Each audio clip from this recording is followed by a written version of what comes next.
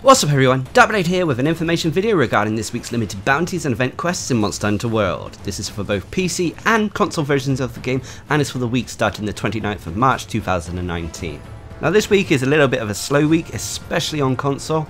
PC have a lot more activities, although there is nothing really new, although you still have Arch-Tempered Zora Magdaros to take on if you haven't already done so.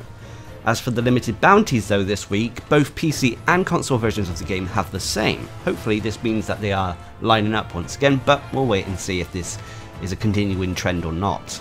So what other limited bounties we have on Monster Hunter World this week? Well, there are 4 of them.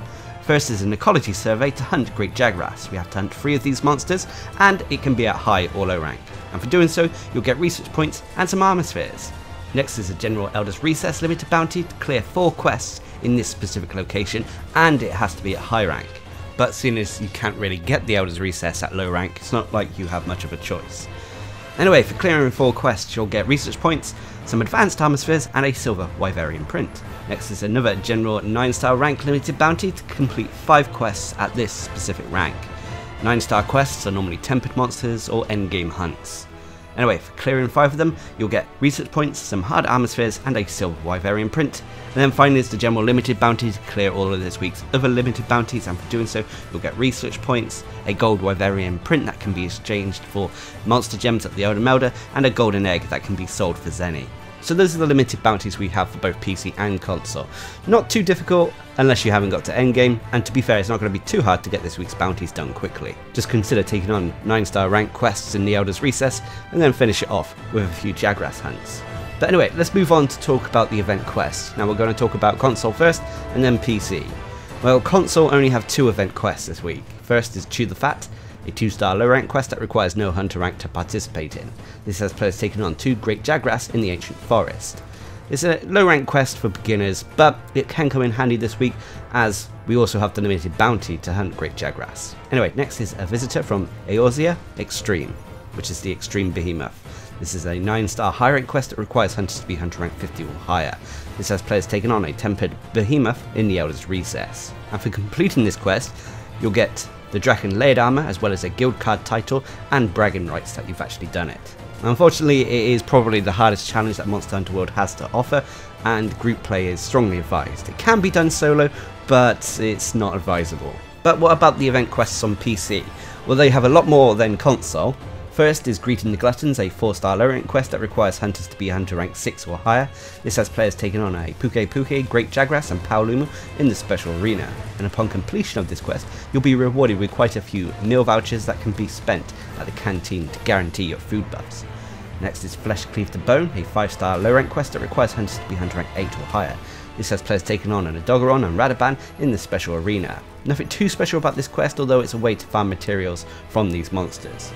Next is Wicked Wildspire Warfare, again another 5-star low rank quest that requires hunters to be hunter rank 8 or higher. This has players taking on a Diablos and 2 Baroth in the special arena, and upon completion of this quest you'll be rewarded with quite a few armor spheres, although this is the low rank armor spheres.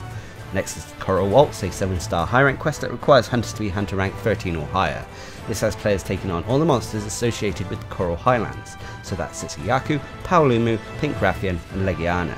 Now for taking this quest on, there's an increased chance of finding one of these monsters at the large or small gold crown size. Anyway, next is No Tomorrow for Usurpers, a 9-star high rank quest that requires hunters to be hunter rank 30 or higher. This has players taking on a tempered basil juice in the Elder's Recess. And upon completion of this quest, you'll receive bonus hunter rank as your reward. And then finally for the event quests on PC is the Undying Alpenglow. This is a 9-star high rank quest that requires hunters to be hunter rank 50 or higher. This has players taking on an Arch-Tempered Zora Magdaros in the Everstream, and for completing this quest you'll receive Zora Magdaros tickets that you can use to craft the Zora Gamma armor set as well as the Origin layered armor set. So if you haven't done it already, it may be worth grabbing, as the Zora Gamma armor set is okay, it's not the best out there, but there are a few pieces in it that are definitely worth getting. And if you're a fan of abnormal statuses such as poison, paralysis, sleep, so on and so forth, it is one to consider getting. So that's about it for the event quests on PC and console.